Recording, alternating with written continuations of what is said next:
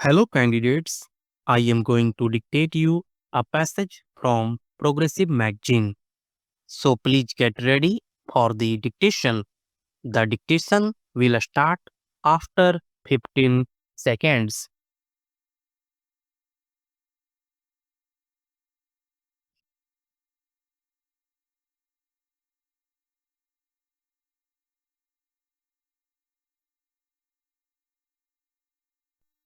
Sir, I beg to move that the bill to provide for the payment of equal remuneration to men and women workers and for the prevention of discrimination on the ground of sex against women in the matter of employment and for matters connected therewith or incidental thereto be taken into consideration.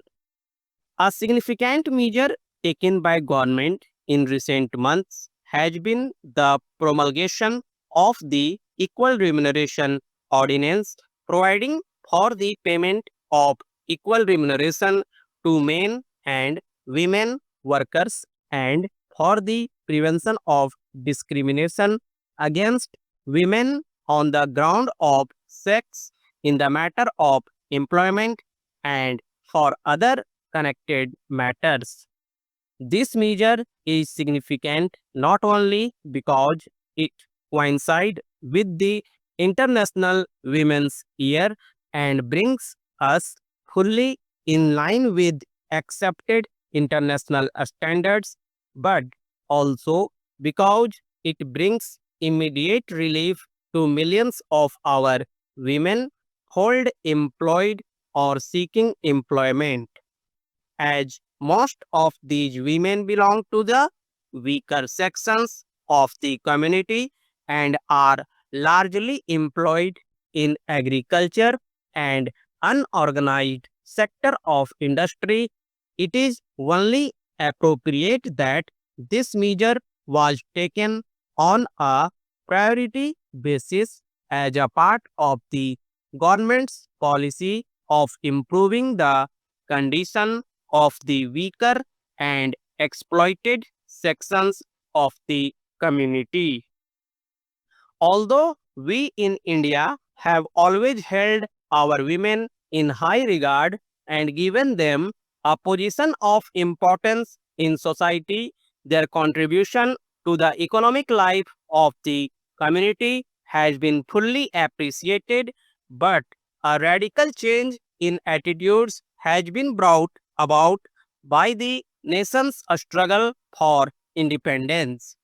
Indian women, by their active participation in the country's struggle for independence, have earned their rightful place in the community and won their legal rights without the need for any aggressive movement. Their claim for a position of complete equality in law was justified in terms of their significant contribution to the cause of the country freedom. It was fully recognized by the founding fathers of the Indian Republic. The Indian Constitution provides the right of equal opportunity for employed men and women without distinction. Article 15 of the Constitution prohibits any discrimination on grounds of sex, and Article 39 or our Constitution of India envisages that the state shall direct its polity, amongst other things, towards securing that there is equal pay for equal work for both men and women. India also ratified the International Labour Organization Convention concerning equal remuneration for women. The Act does not specifically provide that wages to be paid to men and women workers should be equal. Consequently, different rates of wages were laid down in several cases at the time of initial fixation of minimum wages. Besides, there is no restriction on the fixation of different rates of wages for men and women in the sectors not covered as a result of bipartite or tripartite negotiations or arbitration. Awards could be different for men and women for similar jobs.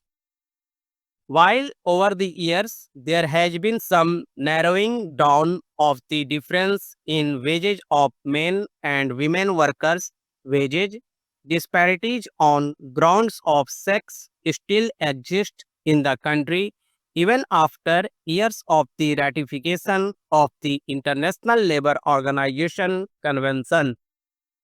The National Commission on Labour, while noting that the fixation of a statutory minimum wages has tended to narrow the gap between men and women, observed that wages discrimination between men and women still prevails in certain sectors like agriculture and unorganized industries.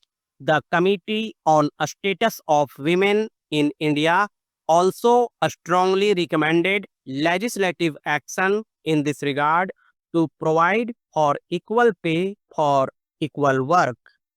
Honorable members of this august House have on several occasions expressed their feelings on this matter and have urged immediate and effective remedial action. The matter was discussed at the 25th session of the Labour Ministers' Conference held in September last year.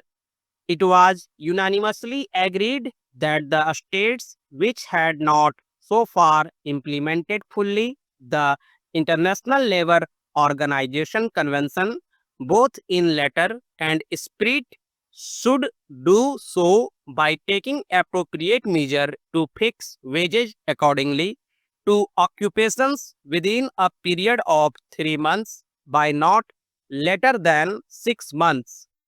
It was also suggested that a statutory provision be made to prevent bipartite agreements fixing different wages rates for men and women workers. To give effect to the constitutional provision as well as ensure stricter conformity to the International Labour Organization Convention, the Equal Remuneration Ordinance was promulgated by the President. It was much needed and overdue measure designed to benefit a large number of women labor, and it was felt that any delay in promulgating the ordinance would affect adversely the interests of women workers. It was also felt that it will be in the fitness of things to bring forward this measure to implement the provision of the Constitution in the year 2012, which was being celebrated as the International Labour Year. It is proposed to replace the ordinance by an act of parliament. So, the bill was introduced in the Rajya Sabha.